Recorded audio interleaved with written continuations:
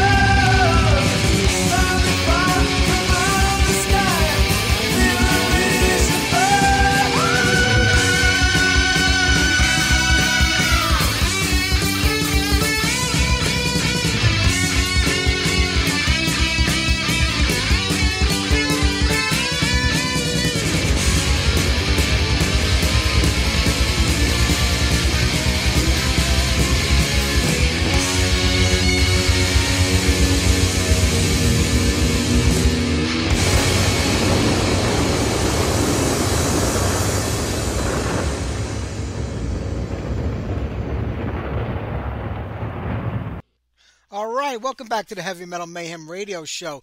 It is Sunday, January 28th.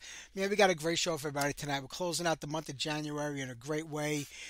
Tony Spillman from Spillage is our first guest tonight. Ray Vancour from ChildzPlay.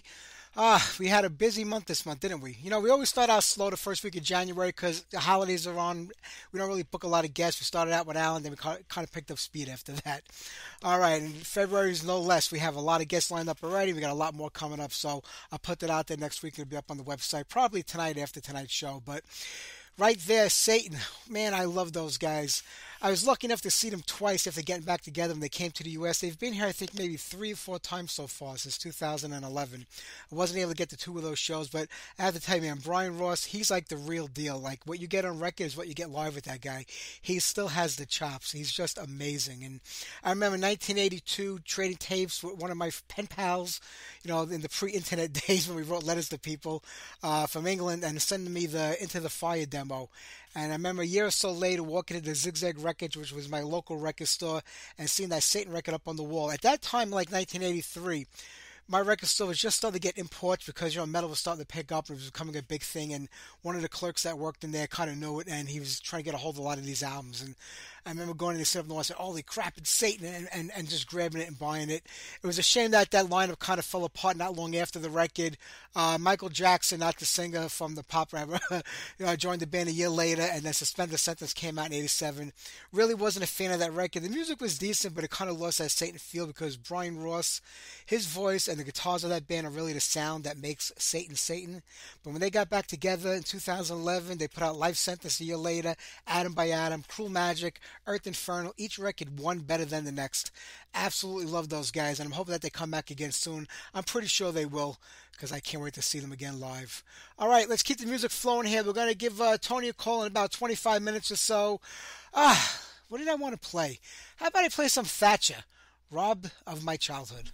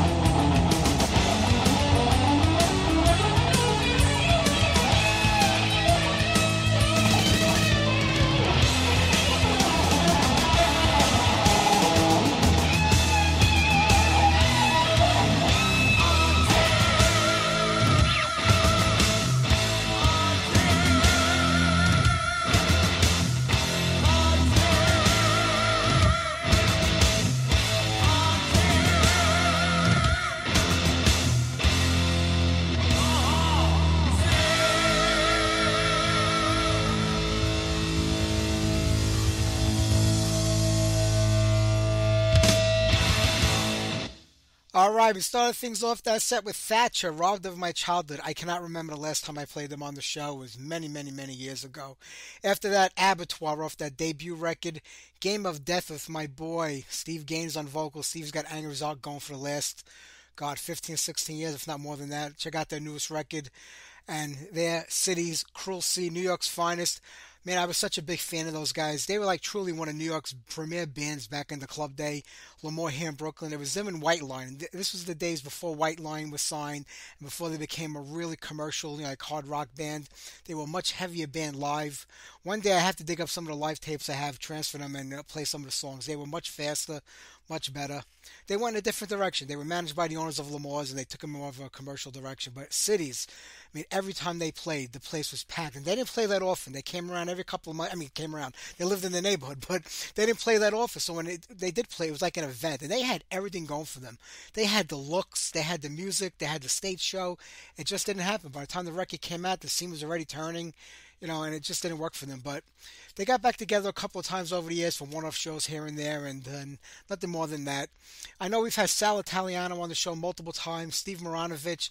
I'm going to reach out to Ronnie Angel, try to get him on the show, the singer of the band. I got him on Facebook. Maybe I'll try to reach out. He lives out here in Staten Island right next to me, so maybe I just walk over there. But I'm going to reach out to Ronnie, try to get him on the show maybe next month if I can.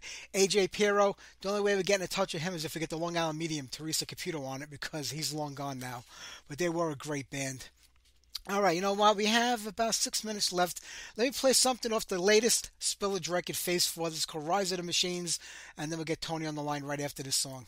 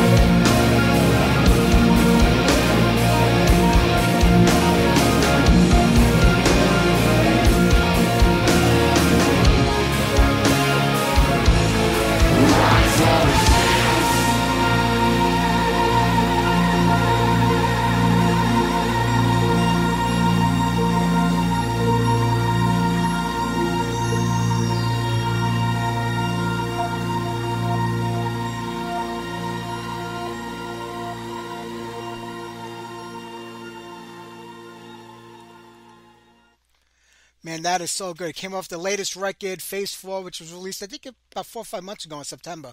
We'll find that in a few minutes. Let's get Tony on the line. Let's get this interview going here.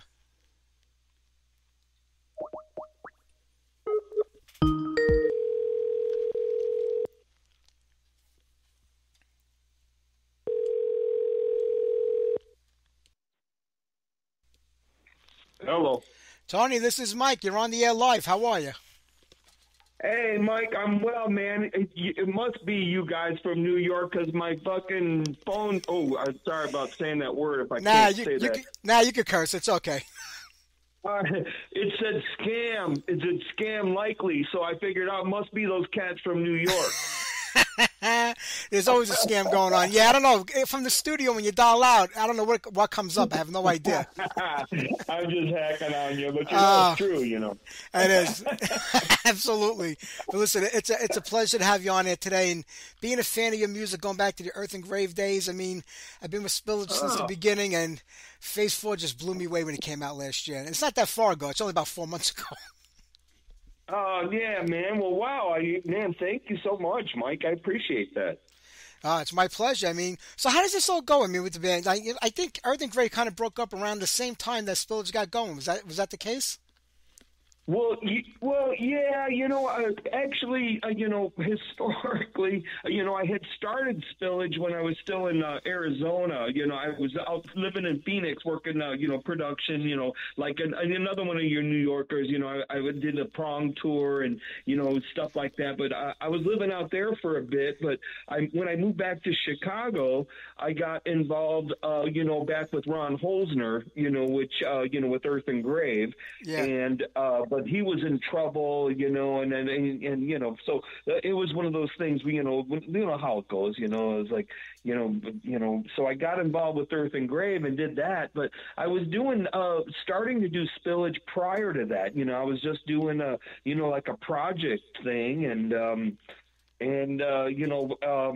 when Earth and Grave disbanded, I went straight into doing the Spillage thing. So it was kind of simultaneously. Yeah, but before that, with the Spillage, like I said, it was going to be a project. So did you really have anything going at that point in time with the band? Was it just like the ideas of what you wanted to do? Were you writing some music? But nothing was recorded that far back. Well, it was a project thing because actually, Mike, I was in the process of kind of retiring from the music business. I had been doing this stuff for a long time, and and it is really kind of a young man's game. To be fair about it. However, I'm glad that I was able to pursue, and it's only really due to the cats in the band, the rest of the guys in Spillage. But yeah, no, it was just going to be a project, thing. Bruce Franklin had Trouble, Lothar Keller, vocals, we were just some songs that I had written, and it was going to be it. But then, we decided to move forward, and that's where, Blood of Angels, Electric Exorcist, and now Phase 4 has come up. Yeah, and Lothar was on the first record. There's that whole connection, like between a lot of you guys with, the Skull and Trouble. There's that connection between all your Earth and Grave, Retrograve. There's all like that little connection between everybody up there.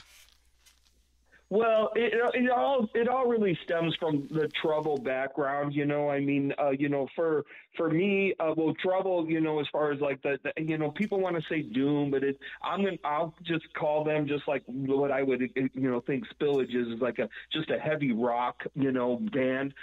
However, the Doom community is awesome.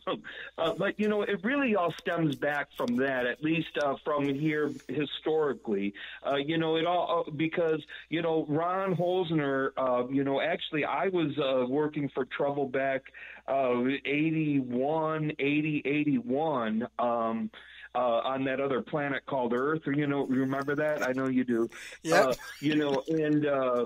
And then Ron Holzner, he actually came to work for Trouble as Rick Wartel's guitar tech. I hired him as, to come on and help us, because I actually at that time, as a kid myself, I was running the crew, and so that's where that whole thing stems from.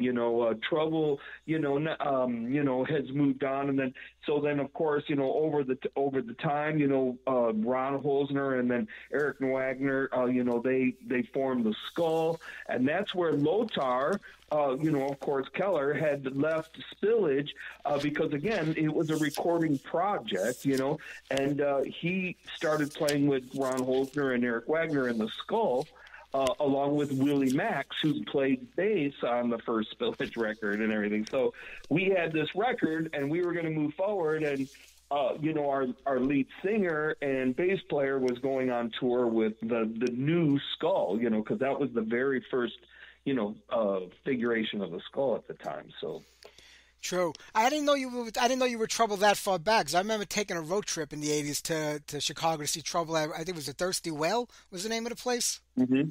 Sure. Yeah, I could have run into it. I didn't even know it back then. Yeah, well, I had started working with Trouble of a few years, at least 3 years before the first record came out. So it's probably between 80 and 81. Like I said, I was 17. So the history goes back. Jeff Olson, the original drummer, they call Ole, and Tim Brown, bass player. Well, not actually originally, they were second, but anyways, that's how far the history for me goes back. Jeff, the drummer for them, was my 7th grade basketball coach. So wow, it's like, so we go back a long way. Yeah. So, but to be fair about that whole Chicago Doom thing, yeah, it all stems back really to Trouble. And then, I moved back from Phoenix, Arizona to Chicago, and Ron, he was playing in a band, Debris Incorporated, I believe it was at that time or something. And I did a lot of guitar work, that's, guitar teching. I worked for Prong and Ministry, and, that's what reminded me when I was listening to the show. You were reminding me of Tommy Victor and our funny talks we had. Yeah, so I'm sorry to make a long-winded thing. I was with Bruce Franklin. He took me out for lunch today because it was my birthday coming up on Wednesday. So you'll have to forgive me. I had a couple That's drinks. okay. It's all right. Well, happy birthday. In case I forget my Wednesday, but happy birthday today and enjoy. But, just such a, and when you were talking about like the band, like you consider Spillage a hard rock band, for some reason, the music kind of takes me back to the 70s, to the late 70s. There's a vibe that goes on, like the 70s, early 80s when there was like riff playing and stuff like that, and where, the songs were just simple and plain. I don't mean simple like you can't write a song. I mean, they just hit you right in the gut. The melody sticks with you, the riff sticks with you. That's how I always look at Spillage. Right on. Yeah, man. No, that's our goal, Mike. That's what a riff rock band. I mean, I don't know.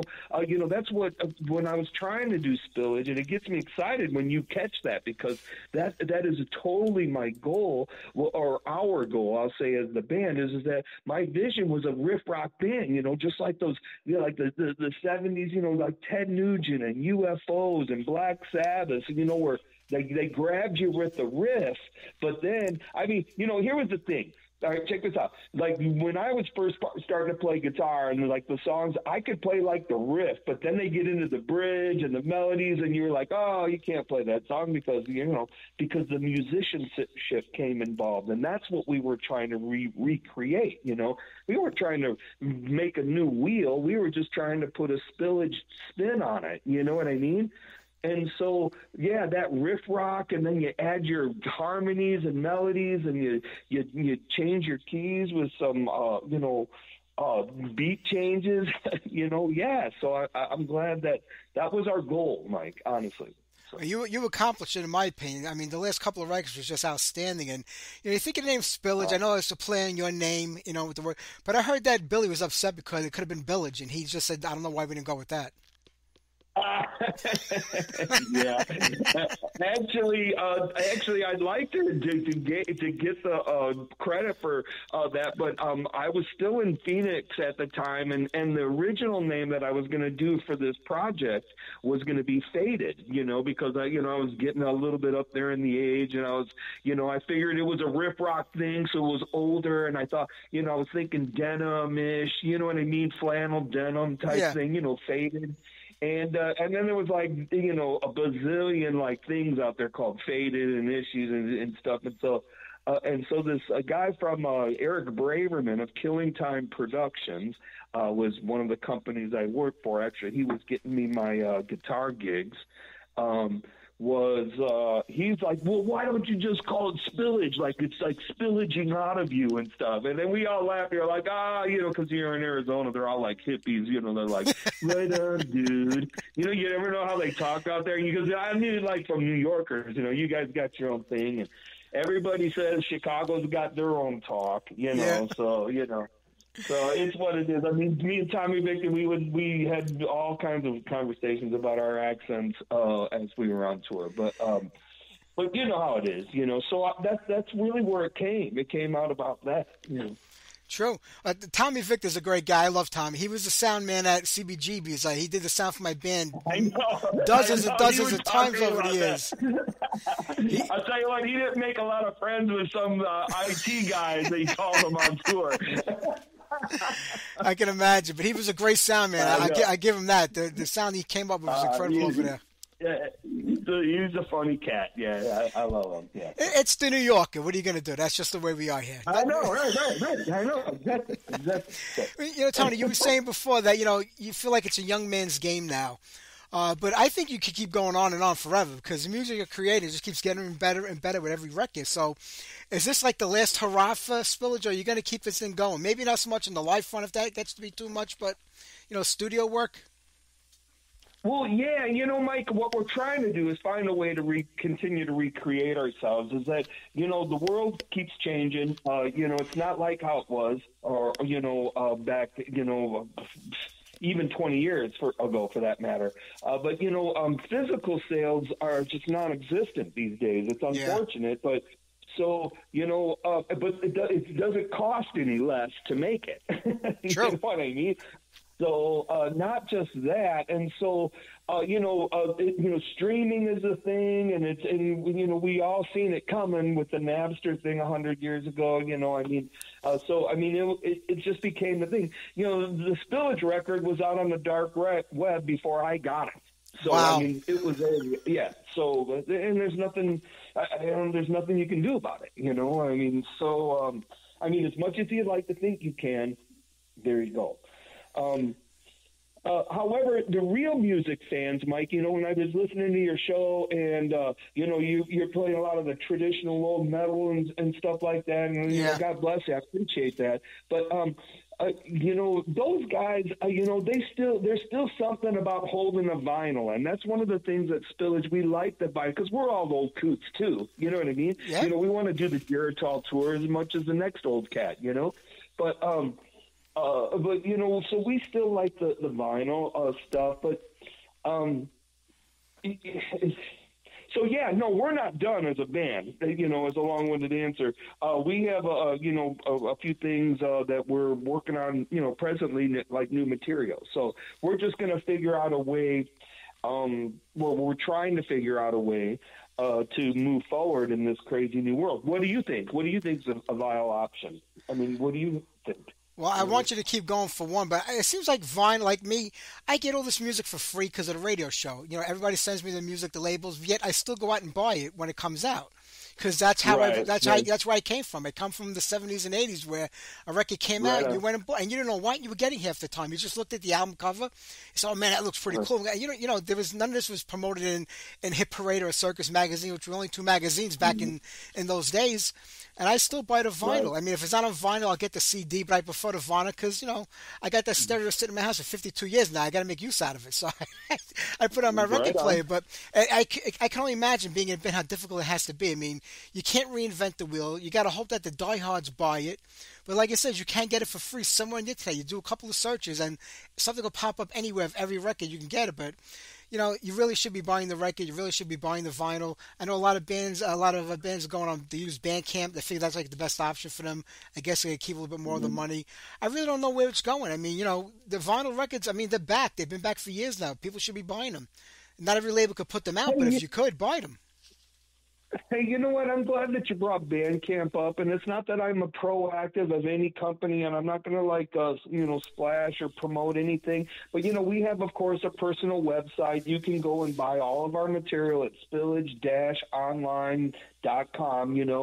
And you can buy it directly from us, and there's no service charge. We get, the money comes directly to us with it, and we take care of everything. But I'll tell you what, Bandcamp is great for bands. We get more sales out of Bandcamp. I mean, 70 to 80% of our sales would probably come out of Bandcamp over our website. Now, yeah, we have to pay. They pay a percentage, and and it varies. After you pay a certain amount, then you get something free or whatever. I don't even know. It gets too stupid for me. I don't even want to pay attention to that. But I'll tell you what.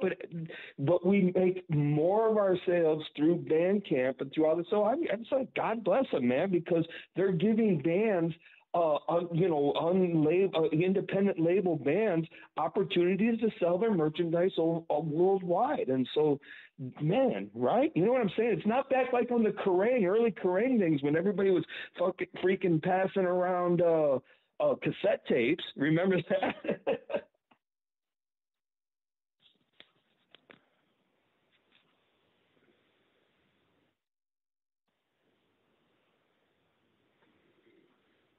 Are you there? Yeah, Tony, can you hear me? Yeah, I got you. Okay, it just dropped for a second there. But I was saying, I come from a place where, I used to trade cassettes and demo tapes as a kid in the early 80s to the late 80s. That's how I discovered all the new bands back then. But I still went and bought those records. Even like, somebody sent me a whole record on tape, I went and bought it when it came out because that's the mentality that we had. I think the kids today want everything for free. That's the problem that we have with this generation, that they want to expect everything to be given to them. They don't want to work for nothing. But as a band, you go back to the 70s where the record companies were king. Everybody wanted to get signed to a label. And then people thought it was going to start changing as time went on. And the downloads started happening. And then the internet came about. It just made it another form of, I don't know what the right word is, but it just turned it into another form of somebody taking advantage of the bands. Whether it's Spotify or all those other places, bands are always being taken advantage of. That's the whole thing. It's a business. I get that. Everybody has to make some money doing it. But, the bands should be making the bulk of the money. The digital world, you won't find a musician that'll agree with any of the Spotify stuff like that because it's just terrible. And that's the reality of it. But, the other thing, Mike, is like back, in the 70s was prior to my recording experience, even though I was involved in music. But like even from the 80s and things like that on, what back then, prior to the digital world, I mean, you needed to be signed to be able to put out material because it costs so much for recording, like the tape, the 2-inch tape was expensive. And so there wasn't, too many like, oh, I'll redo that one, let me do that track over again, because if you messed it up too many times, then you had to cut the tape because otherwise then you compromise the sound integrity. So if you didn't have your shit together, you know what I'm saying? You weren't recording unless you had some rich cat in your band. You know what I'm saying? Absolutely. I mean, I was in a band in the 80s, in a hardcore band, and I remember we always save up money going to the studio to record. We rehearse. So when we got in there, we could knock it out because we had a little amount of time for the recording because then you realize you got to have more money for the hours to mix it and get it all put together. And I remember every time we go in there, if somebody made a mistake, I would blow a stack, kicking and throwing things around because we have to start over again. We were wasting time. You're talking maybe it was $45, $50 an hour back then, but for a 17-year-old kid, that was a lot of money to come up with for 5-6 hours. Yeah. But it's a crazy business in a crazy world. But I'm glad that you're in it and you're still doing it. That's the most important thing. But I mean, what do you find to be the hardest part or the biggest challenge about being in a band today? Is it just getting your product out there to people, or trying to line up live shows to keep active and busy? Or is live shows really that important to the band right now? Yeah, no, live shows are very important. Actually, we look very much forward to be able to do live shows. They become much more difficult to get because and not so much just because of our age, it's like, but I'm not sleeping in a van overnight anymore. You know what I mean? And I would never expect any of my guys to either. However, tours you can't are not sustainable. Okay, and to say it lightly, it's just there's no money to be made out there. So, it's difficult now. Young people, if they're willing to get out there and do that, and I've done it, sleep in the van and do all that stuff. But that's not where we're at. So like I said, we're trying to figure out a way to, how we're going to move to this next level, So. Yeah, I get that. So, I mean, you just got to pick and choose where you want to play and when you want to play if it's feasible for you to do it, because you don't want to go there, and come out, on the losing end of anything. Well, I don't mind for the right opportunity to invest, and things like that for the right opportunity. But what it really comes down to is, being able to travel, to tour. The economy is what it is, and it's just it costs. Clubs, all the good clubs are filled up with, cover bands or tribute bands and things like that. And, the nice clubs, they want you to pay $500 to $1,000 in production fees off the top, and it's like, I won't do it, and so, Yeah, it kind of sucks. I mean, you've played in cover bands before, and you've played in tribute bands and stuff like that. I mean, do you find it become more and more difficult to compete against these bands that they go to a club, they hire any kind of, cover band, a tribute band, they get paid a decent amount of money for playing in a club, and a band recording and playing live music it has a hard time getting into that club doing the same thing?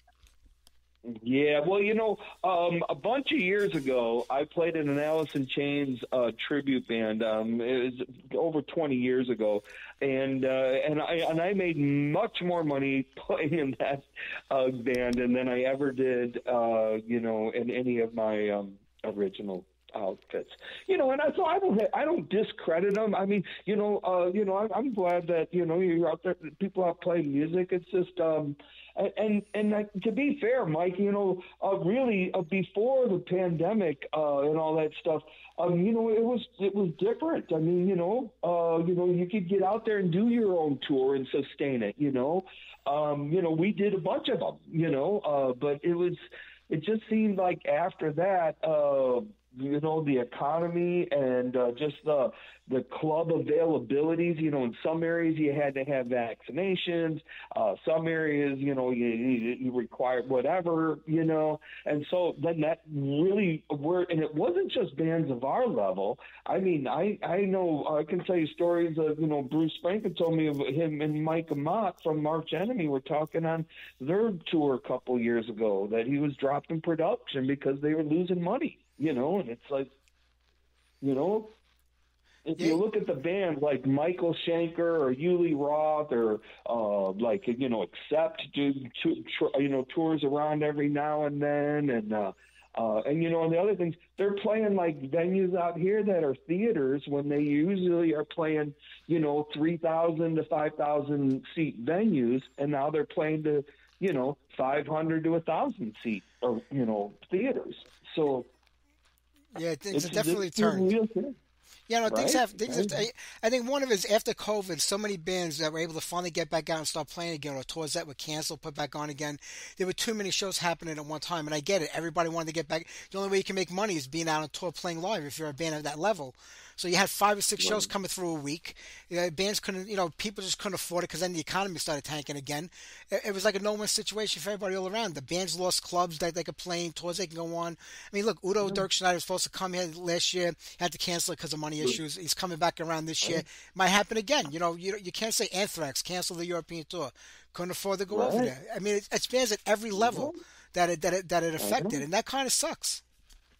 Right. And see, so like bands at our level, which, you know, on the slower level, if we can't get out there and at least sustain that, then we can't sell 5 records last night, you know? Oh, we sold 5 records and 7 CDs, you know what I mean? Which is, or even not even that, you know? Well, we sold 2 T-shirts and, you know what I mean? But then you go to the next town and, you know, you played a door show. You maybe made $80. You maybe made $120 on merch. And now, you know, you had a $300 hotel room and you got $500 of gas to get from wherever you're going to the next place, you know? Yeah, it's always been a rough business, you know, and I feel like we've gone full circle from doing it yourself to everybody else doing it for you, back to doing it yourself again. Mm-hmm. You know, Tony, talking about the music and Spillage, one thing I always said about the band was that I think you've been the most consistent. Besides just putting out quality music, it's been consistent. Like every 2 years, there's a record. You know, there was a live record in between the first one and the second one, but there's music every 2 years from you guys, pretty much. Yeah. Well, you know, again, I'm fortunate to have these crazy cats in the band. You know, we have, and we're in a roll too. You know, once Elvin and Billy came into the fold, it's just like, you know, we had a bunch of creative people and we have all these other different ideas, of different like sounds that we hear. And so, it's a lot of fun creating music with these guys, you know, but I can tell you this, though, Mike, is that we do hold ourselves to a high standard, and each time a record comes out, we go, how are we going to beat that one, you know? Well, you're going to have a tough time with the next one because Phase 4 was just amazing, and Elvin is such a great singer. I remember him from Pain Savior.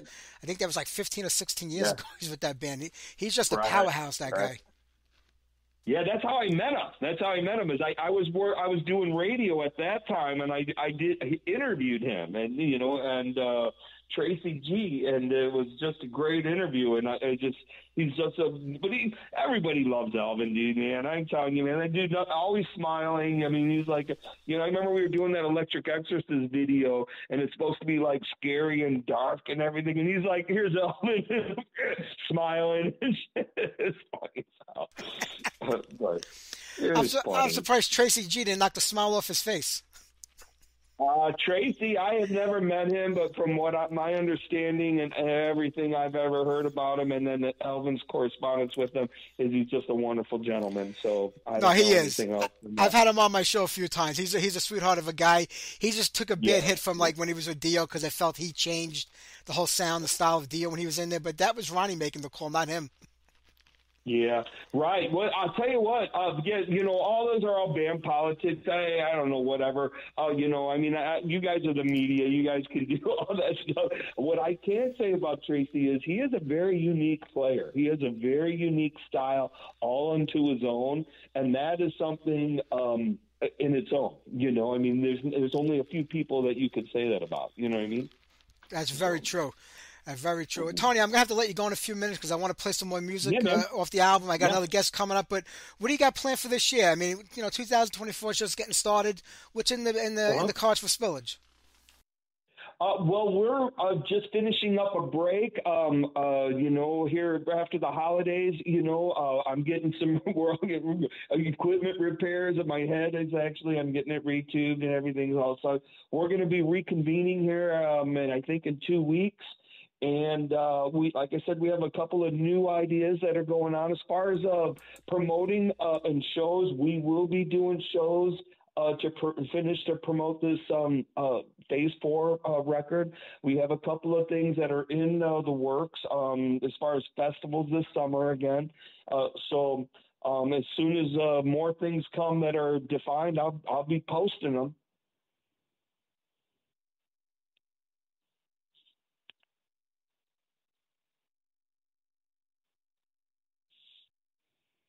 Yeah, I'm hoping one day I can get there to Chicago to see you guys play live. If not, I'm hoping you can make it here to New York. Yeah, man, I hope so too. You know, I have a lot of friends out there that keep saying that too, especially up there in Poughkeepsie. So, but yeah, But yeah, man, Mike, but I totally appreciate you, supporting us and live music and local music and metal music. And if you message me, your personal information, I'll be happy to get you. If you'd like vinyl, I'll be happy to send you out some Spillage vinyl. That sounds great, my friend. I will definitely do that. And when the next record comes out, you come back on the show. We'll do this all over again. Yeah, dude. Yeah. All right, my friend. You take care. You have a great afternoon.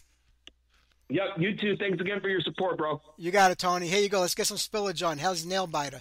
Okay, that's a single.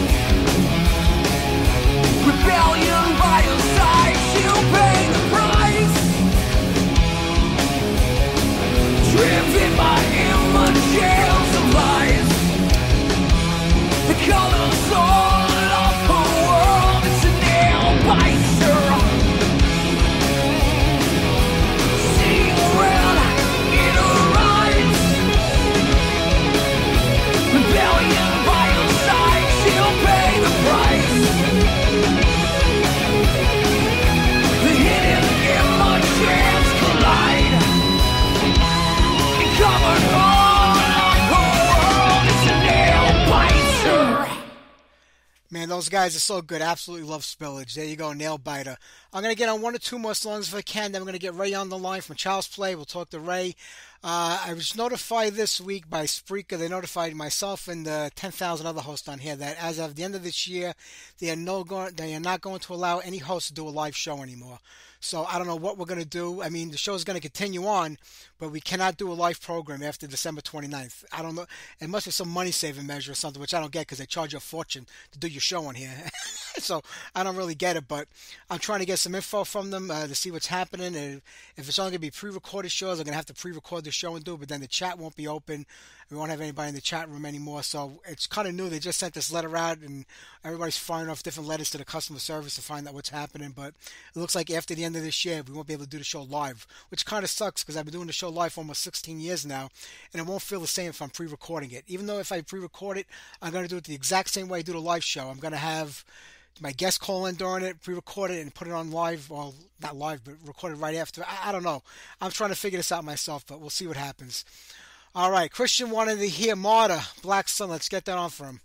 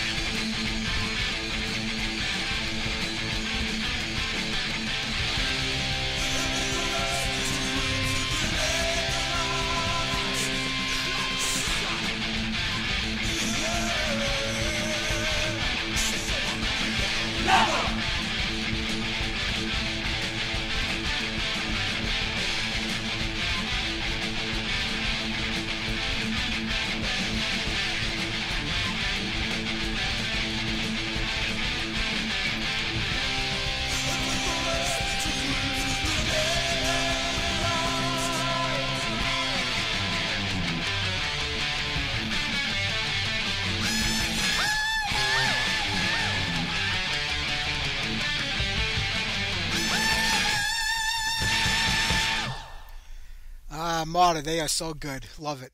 All right, we're going to call up Ray in about 5 minutes or so. I'll play a song off the Child's Play record. I was listening to the new Riot 5. It's actually pretty good. I mean, I just wish they wouldn't use the name Riot. But, the original records that they've put out without Mark Real have all been good, but the newest one is really good.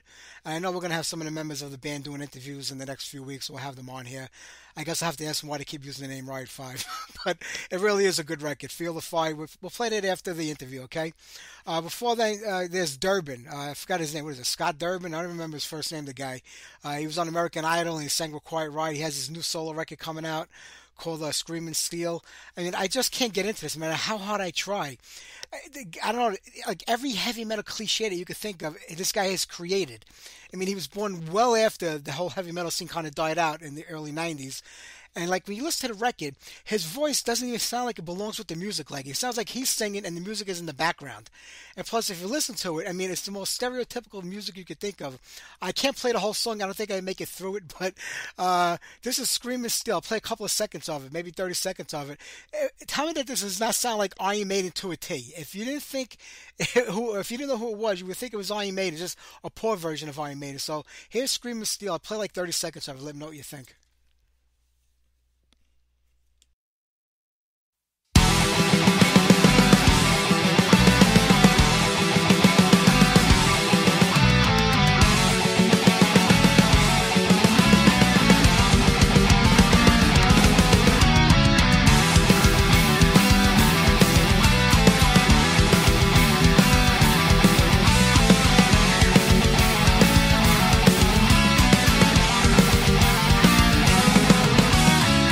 Enter a world brought to its knees, vengeful it waits forever.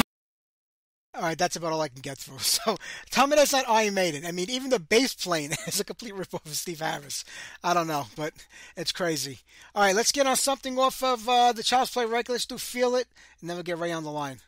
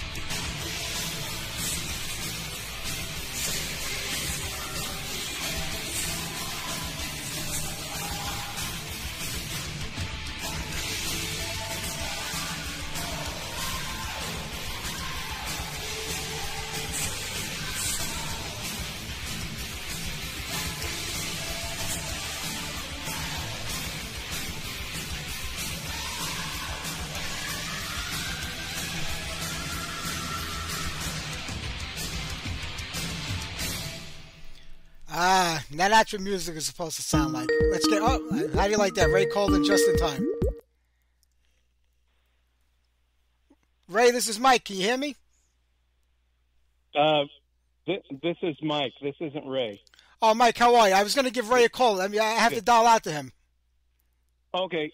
Yeah, he just gave me this number to call in. But Okay. Do I need to hang up? Let me see here. You know what? Let me call him, and I'll call you back, and I'll connect all of us together. Let me just get the number. Okay. Okay. You got it. Mike, I'll call you back in 2 minutes with Ray on the line. I'll connect both of you. All right. Thanks. Take care. Bye.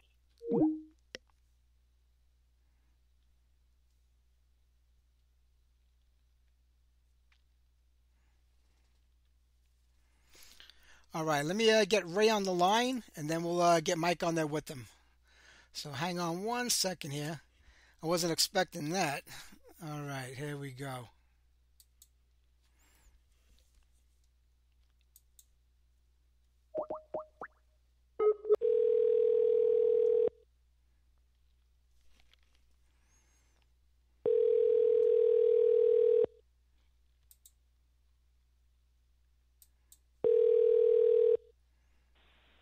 Hey, man. Ray, this is Mike. You're on the air live. How are you? Hey, man. How's it going? Yeah, I figured it looked like a I don't know any restricted number, so I figured it must be you. Yeah, somebody else said that. I don't know how they come up, but I know Mike just called in. I had to hang up on him, so I can get you on the line. Let me dial him back so we can connect both of us and get everybody talking here.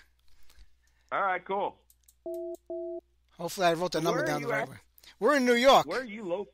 Oh, you're in New York. Yeah. Okay. Hence the accent. Yeah, that's the Brooklyn.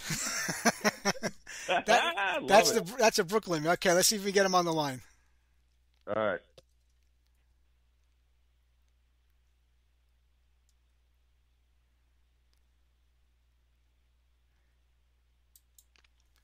Nah. I think I wrote the wrong phone number down. He'll probably call back. So what happened? You accidentally just clicked him off or something? I know what it is. He called in, and I was trying to call out to call you. So I said, I'll call you back so I can connect all three of us on a conference call. And I hung up on him, and I thought I wrote the number down the right way. My eyes are getting bad. That's what happens when you have a high school education. You can't figure these things out. So hopefully Mike is listening, and I'll call in. I can get the number over here maybe. Or, you know what? I'll do it this way. Hang on. Just bear with me 1 second, and we'll get him connected right now. Okay. Yeah, I have it right here. You know what? I'll take it off of the other thing. Okay. Let's try that. Maybe this will work. Nope. I feel really bad now because I don't want to think I hung up on him. Oh, that's cool. I have it here, but you probably don't want me to say it over the air. I have it on my phone. I'm just trying to make the connection, and it's just not working for some reason. Oh, okay. It's a 208 number? Yeah. Idaho number? Oh, hang on. I got him right here. Mike, you there? Yes, I am. I'm sorry. I kept trying to get you. I wrote the number down too quick, and I got it wrong. Oh, that's okay. Okay, I probably wasted the time on this whole thing, huh? Nah. We got plenty of time. Don't worry about it. There's no rush. And listen, such a big fan of Child's Play. I actually still have that original record from back in 1986 that I paid a small fortune from my import company here in New York back in the day, which was like $10.99, which is nothing now. But back then, that was a lot of money for a kid. Oh wow! How did you get that record back east? There was only 500 of those made. Well, there's actually a little controversy on whether there was 500 or 1,000, but there's hardly any of those out there in the world, so they're really tough to come by. So I'm surprised you have one back there. My record store, which was Zigzag Records, we had another one called Titus Oak.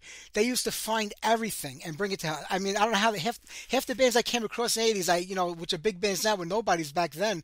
They would just come across everything. It was in the bin one day, only one of them, and I just grabbed it. I said I like the logo, and because that's all you could go by back then. It was like what the album cover looked like, or the band's logo, and I still have it in my collection till now. Wow, that's cool. Yeah, well, you did it on your own. we have people asking for us for those all the time, and none of us have any. You know, we've each got our own original copies that are trashed. You know, Yeah. But, I mean, I took one on it and used the digital turntable and kind of burned some MP3s, and I send people, you know, MP3s over, you know, whatever, Google Drive or whatever. But yeah, there's just none of those things around. I actually had a guy last week asking me for one because there was one in a used record store down here in Boise, Idaho, and they want $350 for the thing. And the guy's like, "Hey man, can I get a better deal on one of these?" And I'm like, I don't have any. You know, nobody's got them. So no, those were really tough to come by. Wow, $350. I think I might dig mine out of the collection and see what I get for it now. No, but listen, no kidding. I have good news for you because somebody wants to re-release this record very badly, a very well-known label, and I'm going to reach out to you after the show to tell you all about it, see if you guys are interested. Okay. But like I said, such a fan. I mean, the band goes. I mean, you think of Idaho in the '80s. The only bands I can remember besides you guys was a band called Chaos and a band called Licks.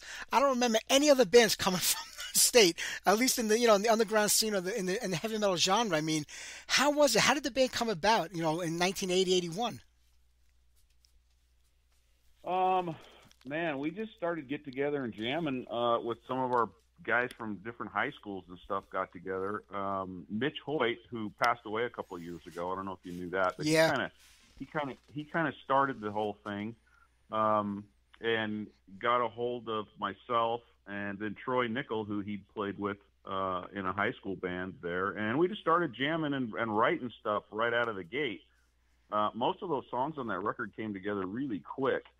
You know, it was just one of those things where it's like you're young and you're hungry, and there was this place we had to jam. It was Grandma's Barn, and it was this sweet little old lady out on Maple Grove that let us set up and jam in her barn, and we just sat out there and wrote music for a couple of years.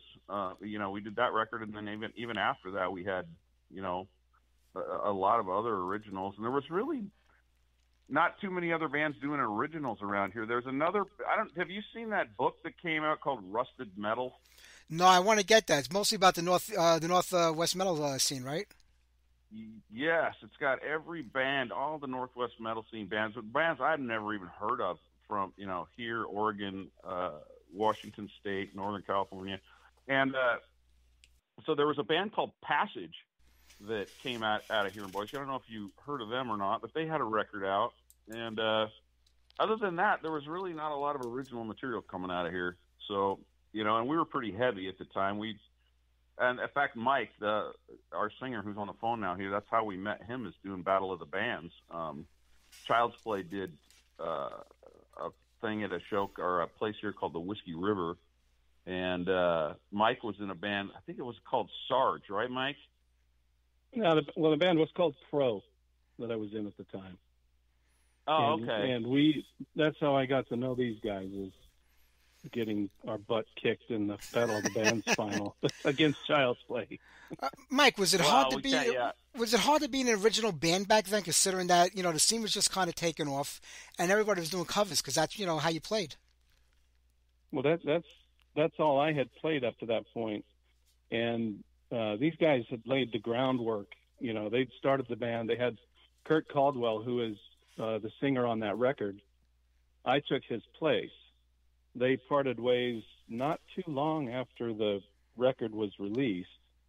And so I came and auditioned, and I walked into a really nice situation. I didn't have to pave the way for, you know, it was really hard to establish yourself in Boise playing original music, and these guys had already done that. True, but now you're in the band. I mean, how do you look at the music? How do you approach the music? Because there was somebody else singing it before you. Do you try to recreate what he did to keep the sound, you know, the same as on the record or what people were familiar with, or do you add your own flavor to it? I tried to do as much justice to Kurt's vocals as I could. We have a little different singing style, but not that different. And Kurt's I have tremendous respect for him as a singer. He's a great rock vocalist. But then shortly after I joined the band, we started writing new material. We actually re-recorded that First Toy album with my vocals on it. And I'm not even sure why we did that, but we did that, and then we started writing a bunch of new material, and over the course of years did record that material as well. Yeah. But yeah, I think what happened was Kurt left so soon after the record was recorded. It hadn't really. We'd been getting a little bit of airplay here and there, but not a ton. So we're like, hey, why don't we just haul Mike back to Seattle and let him lay? We kept the same music tracks and let Mike just overlay new vocals over them. You know, this, and like I said, there was hardly any copies of that record out there. So, anyways, we never really re-released it or anything, but we started getting, you know, doing the stuff that we were sending to the radio stations with Mike's vocals on the tracks, and worked out really well. Mike just went down there and killed it. So, yeah, perfect. Well, you know, in the beginning, you were saying that, you know, you spent the first couple of years, like, rehearsing and putting songs together and stuff like that. That's an awfully long time. And were there any live shows in between that period? It was just strictly trying to hone the sound of the band? I'm sorry, I didn't quite understand the question. Between what time? Between the time... You were saying when you first started the band and everybody got together, that you spent a couple of years, you know, writing music and rehearsing, and that was all you guys were doing. So for the first maybe 3-4 years of the band, really, you didn't play live or try to get any recordings out? You were just really trying to come up with the sound of the band during that whole time frame?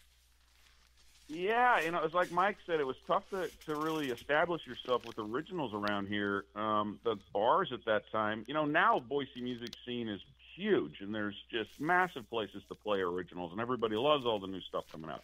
At that point in time, there was really no place to do that. When we did Battle of the Bands, people said, you can't go and do Battle of the Bands and play originals, you know, because we had all these bands touring through here that were, you know, they were great cover bands. And we're like, well, that's what we're doing, so we're going to go do it.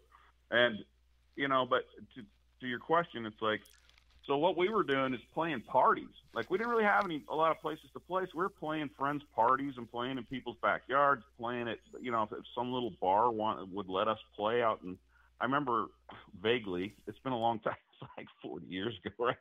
So it's like, you know, I remember playing some of these little podunk Idaho bars where we'd set up out on some, you know, a couple of pallets and, you know, go for it. And that's what we did, other than Battle of the Bands. And then we started playing this place called the Mardi Gras, which was probably the largest place you could do that kind of stuff around Boise here.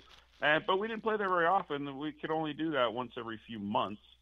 And, you know, but it was a place you could get it. You could bring, I don't know how many, that thing probably held 700 to 1,000 people or something like that. But that was the biggest place we could really do. And then we left, like right after, in 1988, we got out of Boise and went down to LA and did the whole LA thing for a year. I mean, and then grunge came in, and it was done. Oh yeah, I know. It's true. I mean, today with the internet, you know, you could write songs, put your music out there, and people all over the world could hear it, you know, within seconds. But back then, in the '80s, you really had to make your bones where you came from and start locally. And if you came from a place where there wasn't enough of a scene or a thriving scene or enough of an opportunity for a band to play live, and it had to be really difficult. But you did go to LA, but it was, like I said, it was kind of late in the scene. By '88, hair metal had exploded all over the place. Then grunge came in, and you guys did go to Seattle after that, didn't you? Yes, we got to Seattle and swapped out a guitar player. So Mitch was no longer with us, and we added another guitar player named Jeff Morgan. And we recorded another record down there and we changed the name of the band to Big City. And so there's a studio in Redmond, Washington called Triad, where Queensryche did all their first work. And we actually, I don't know if he contacted us or we contacted him or what, but we wound up doing another record there under the name of Big City. It was a 13-song project, and that was never released. The band kind of, you know, went different directions after that for various reasons. Like by '92, we played the Big City music around the Seattle area. We were all living there for a few years, and but like I said, you know, the grunge thing was just rampant. So, and that was Seattle. So it was like, you know, we only had a couple of places where we were having any success with that. But yeah, so there's this Big City record out there too that was never released. I've got all the tracks digitally. I think Mike does too. If you want them, I can send them to you. I would love to hear them. I mean, musically, what did Big City sound like? I mean, what was it change from, Child's Play to Big City on the music side? I think it wasn't as heavy. Go ahead, Mike. Well, I was just going to say it became more, like I would say, in the vein of a White Snake, Dawkinish, kind of more melodic, less kind of chant anthem type hard rock songs. But we got a little more creative, and then that recording, we were doing that album. We had just kind of signed a deal with a startup label called Sounds of Seattle Records. And then about halfway through the recording, that thing sort of fizzled. And that's right when we were recording that album, that's when grunge was really hitting. And I kept going, oh, that's a phase. I'm going, that's not, our music's still going to be around. And, but it came, and the 13 songs we recorded actually just turned into kind of there's a 6-song EP that we ended up just self-producing, and I think there were 500 copies of that made, that we were just trying to, market at the shows we were doing it. But it wasn't terribly long after that the band sort of dissolved, and we kind of went our separate ways. Yeah, I mean, when you think about, grunge kind of was a phase, but it was a phase that took everything out with it when it came in. It wiped everything out, and then as fast as it came in, it was gone. And I don't know, when metal started to make a comeback, hard rock and heavy metal made a comeback maybe 20 years ago. It was a slow build up, and then it became really popular again. Never going to be like it was in the 80s, but there's a lot going on in the scene today. I don't see grunge making that comeback. I think people had the fill of it, and it's kind of done with. But it just wiped everything out. It's just amazing how that happened. Mm-hmm. Yeah, Go ahead, Ray. Go ahead. I was just going to say at the time, like, I couldn't stand it. It was driving me nuts. It was all this really deep, low tuning. They detuned everything, and it was just this heavy. I was just, but now, like, later on in my life, I really enjoy it. Like, I still drag out my, Temple of the Dog and Alice in Chains, all of it, In fact, I'm playing in a tribute band here in Boise now. We do Stone Temple Pilots, which I don't know if they're considered grunge, but it was kind of during a later part of that thing. But I still love that material now, and I just couldn't stand it then. I was like Mike. I was like, oh, this is just a phase. This is never going to stick. Yep. But I had no appreciation for it at all. And then later on, when you started kind of really digging into it and playing it, it was like, this is some really cool stuff. So I don't hate it. It's just a weird deal. Yeah, it's like everything else in life. As the years go on, your tastes change. You listen to things in it from a different angle and a different perspective, and you realize how good some of that stuff was at the time. But when you're in a band that kind of gets wiped out by it, you're like, all right, I'm not into this stuff. But, Child's Play did have a good 10-year run, at least a good 10-year run. You guys kind of did everything on your own, even from the beginning. You even put the record out on your own, which was kind of unheard of at that time. Most bands didn't release their own records, It was a very expensive proposition to do, and you guys did do that. Well, that was a weird deal. It was like the rest of the band were all Boise people, right? Like, we didn't know how to do any of that. But Kurt Caldwell he was a radio DJ here in Boise for years. I think J105 or whatever. Wasn't it J105, Mike? Yeah. Yeah, J105. He was the rock DJ there. But when he got out of high school, he moved to LA, and he was a DJ in LA for a year. So he had a bunch of contacts, and he knew kind of how that scene worked. And then he moved back to Boise, and when we went and recorded all the tracks on that record, that was supposed to be for a demo. Like, that was never intended to come out and get pressed onto vinyl. And Kurt took the tapes and took them to his contacts in LA, and he had that thing pressed and done. I think he said, hey, I'm doing this. Everybody kick in whatever, it's a couple $100. or whatever it costs. Everybody kicked in a few $100s, and he went and had those things made. Mitch had a guy here in Boise that did all the artworks. I don't know if you've ever opened that thing, but inside that thing is a sleeve that has all the lyrics to the songs on it and pictures and all kinds of, the stuff that people love about, collecting vinyl and having stuff like that. But he basically, him and Mitch kind of took that upon themselves to do that with that. And the producer that produced that, we never really even had his permission, because he had the producing credits on that thing, and he was just like, "Oh my God, that was not ready to be pressed yet, you guys." And so, anyways, it's all history now. But it was kind of weird how that worked. But I think the like I said, the band itself, we didn't know how to do any of that. But Kurt Caldwell was kind of responsible for making that thing actually land on vinyl. Yeah. Hitting it big in any band is like the lottery, like a 1 in a million shot. You have to be in the right place at the right time. All the stars have to align. But I always thought you guys had so much going on. I mean, you had the look. The songs were there. They were accessible to a lot of people. I mean, people that were into hard rock, AOR, heavy metal. There was a little bit of something for everybody in your music. And I always thought that was an amazing thing, that you could appeal to such a different audience with one record. And I don't know if that was an intentional thing or it was just the way you guys were writing at the time. Yeah, I think it was just the way I don't know if we really even knew what we were doing. We were just cranking out stuff that we really loved. I mean, Mitch really deserves most of the credit for, as far as all the songs on that record. He just had, the songs like Rock Time and One Step, those anthemish kind of songs. Like, Mitch just had a knack for that. He was a huge Kiss fan. Like, he loved Kiss.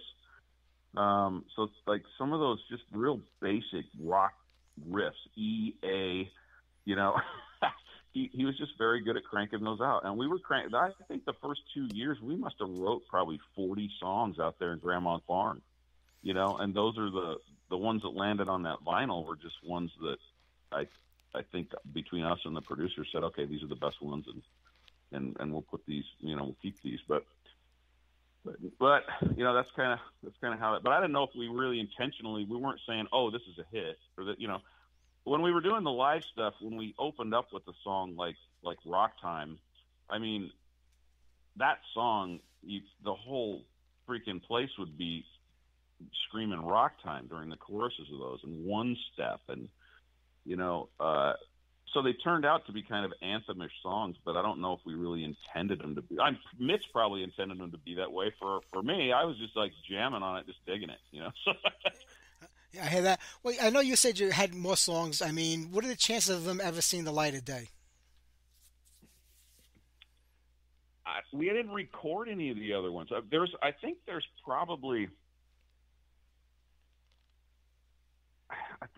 a couple of old tapes laying around, like live videotapes that have, like, old VHS videotapes. Actually, Mike just got done taking and converting a bunch of those to digital, but those probably have some of those songs on them that never made the record. But there's really go ahead. Some of those videos that I just recently watched, there are three shows that I had not seen since the 80s. We're playing songs on there I don't even remember. Like, it was interesting because I go, oh yeah, I remember when we wrote that, but I couldn't remember had left my mind until I saw those videos. And yeah, it was really cool to kind of look back and go, oh wow, but I can tell you, like, talking about when you were talking to Ray about the appeal of some of those songs on that record, I can tell you, because I was a fan before I was a member of the band, and I would watch these guys, and they just had, by the time I joined the band, we were able to kind of use the audience as a gauge, as, we were always writing, and we would let the audience kind of decide for us when we play out whether these songs were going to work. But yeah, I was looking up at these guys going, holy crap. I mean, they were great live. And I was really happy to become a part of that. It was kind of like a dream come true for me. Sure. Do you think if the band had started in L.A. or went to L.A. from the very beginning, you might have had a better shot?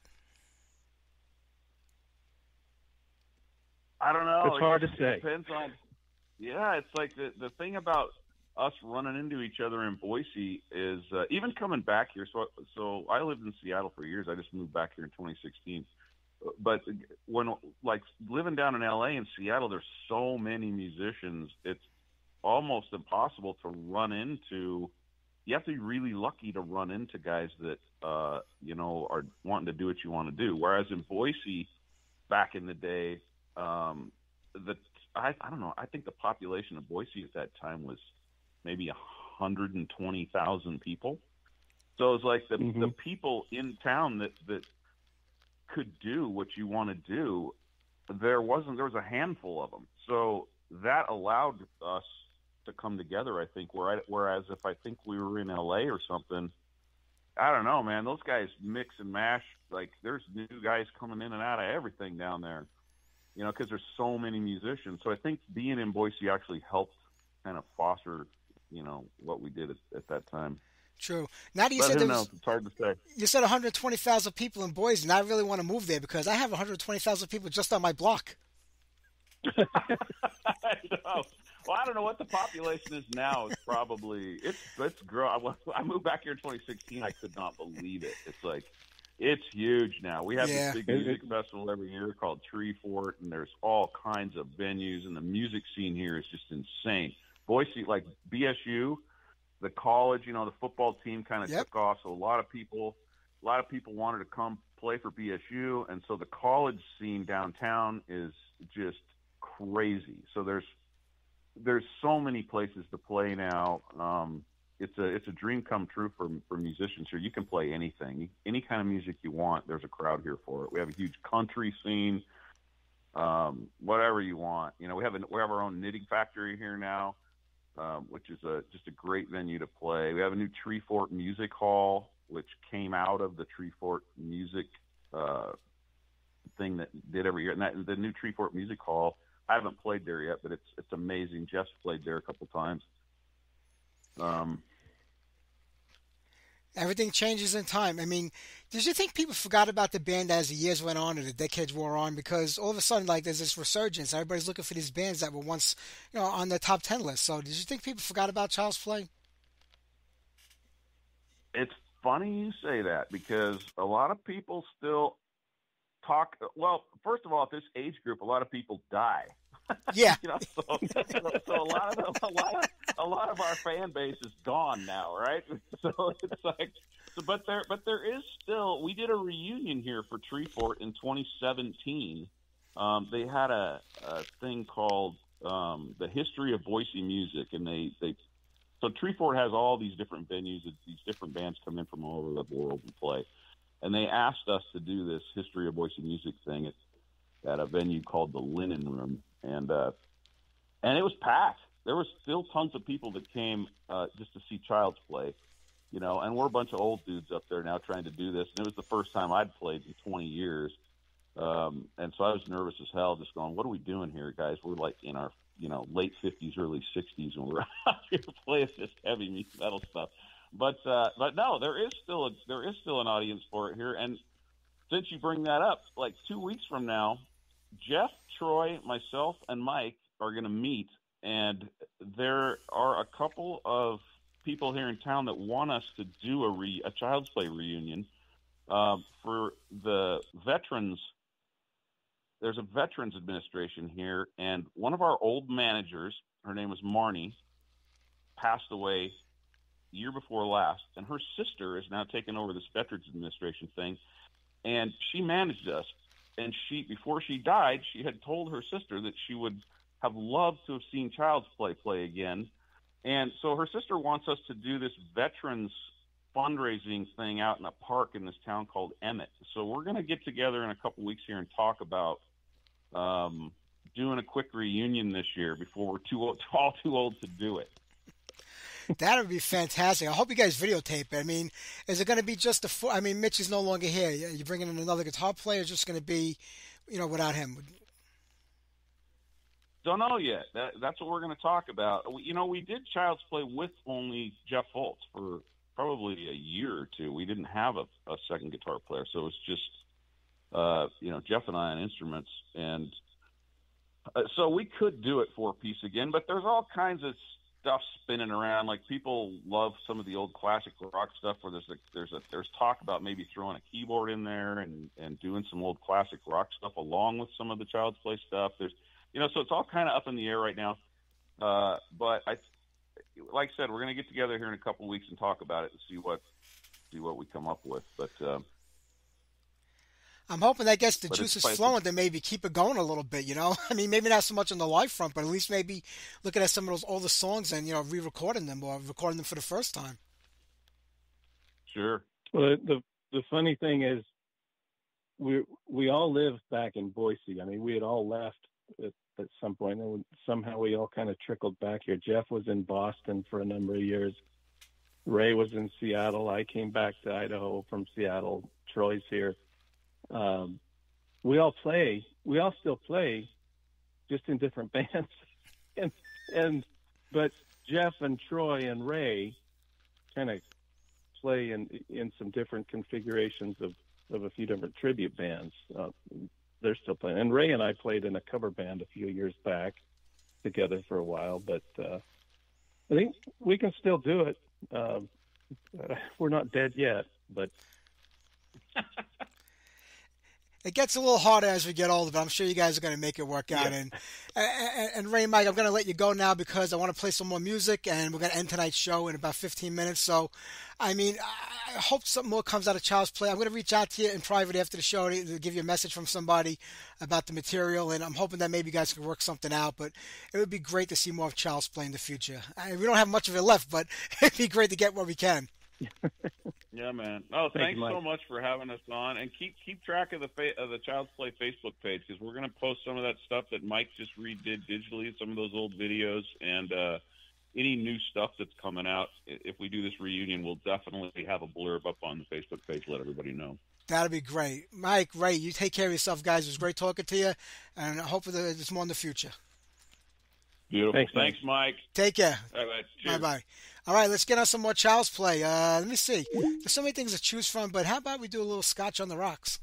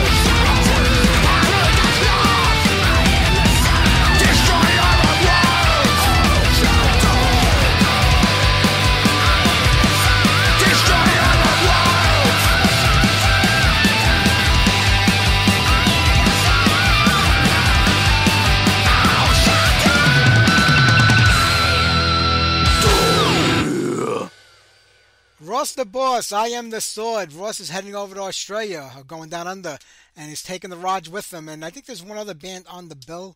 I just don't recall who it is right now, but next week, David Rock Feinstein of the Rods is on the show, so don't forget to tune in. We also have the lovely ladies from Mean Streak, Marlene Apuzzo, otherwise known as Marlene Portnoy these days, and Martin's Myung. So don't forget to tune in next Sunday night. We got a great show. We have to enjoy these live shows for the rest of this year because come next year, as of, what is it here? Looking at the email. June 29th, Spreaker is ending all live shows. So that's a Sunday, too. That kind of sucks. It's the last Sunday of the year. It would have been one of our holiday shows. So the show is going to continue. It just won't be live unless something comes up. I don't know.